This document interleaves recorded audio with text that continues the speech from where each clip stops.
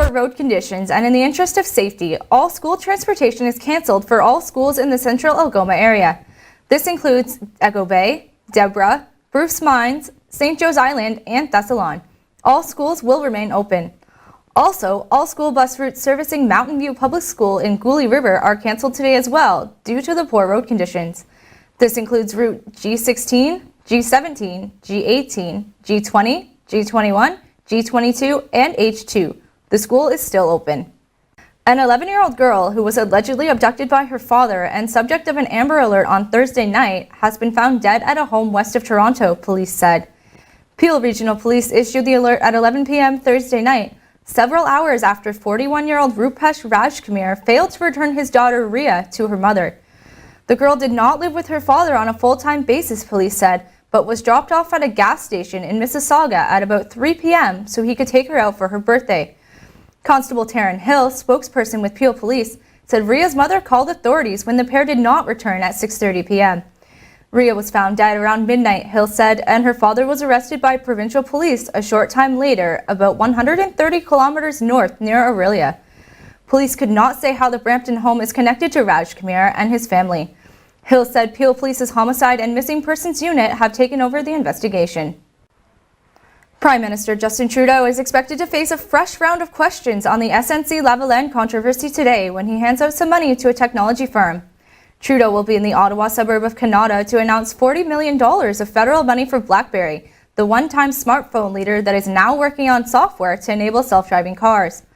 BlackBerry says its QNX software is already in tens of millions of cars, guiding systems related to driver assistance, hands-free features, and entertainment consoles. A government official says the federal money to come from the Strategic Innovation Fund will go towards software development and skills training for workers. The company itself is putting $300 million of its own money into the initiative, expected to create 800 jobs over the next decade at BlackBerry's Canada campus, as well as support 300 existing jobs there. But the federal announcement could well be overshadowed by ongoing fallout over allegations of undue political pressure on criminal justice. Jody Wilson-Raybould resigned from the federal cabinet this week, leaving unanswered questions about whether Trudeau's aides leaned on her to help engineering firm SNC-Lavalin avoid criminal prosecution. The Liberal-dominated House of Commons Justice Committee has agreed to hear from a handful of witnesses, but the list does not include Wilson-Raybould herself. Federal Ethics Commissioner Mario Dion has begun his own investigation into the matter, specifically whether there's been a violation of the Conflict of Interest Act. Ontario's Energy Minister says the government will take any and all action necessary if Hydro One doesn't drastically cut its proposed CEO compensation, but the semi-private utility appears not to be budging. In a letter sent to Hydro One Board Chair Tom Woods on Wednesday, Energy Minister Greg Rickford says the provincial cabinet was profoundly disappointed by the utility's proposed compensation framework. The framework, submitted to the province last week and made public on Thursday, lays out a proposed maximum compensation of $2,775,000 for the company's next CEO. Rickford says the government doesn't want that number to exceed $1.5 million. The Progressive Conservatives campaigned last spring on a promise to clean up what they called the hydro mess in Ontario. One of the government's first acts of business was to force the resignation of former CEO Mayo Schmidt, whom Premier Doug Ford had dubbed the $6 million man. An Ontario court has denied a request that it quash the provincial government's decision to cancel a basic income pilot project.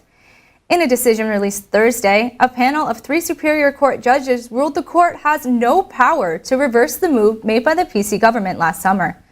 The Tories announced in July they were cancelling the project, which provided a guaranteed annual income to participants in 3 Ontario cities, Hamilton, Thunder Bay, and Lindsay. The previous Liberal government had announced the project in April of 2017 with the intent of making it a 3-year study. After it was cancelled, a group of 4 basic income recipients sought a judicial review to quash the government's decision, saying it adversely affected their well-being. But in their written decision, the judges say they have no power to review the considerations which motivate a cabinet policy decision.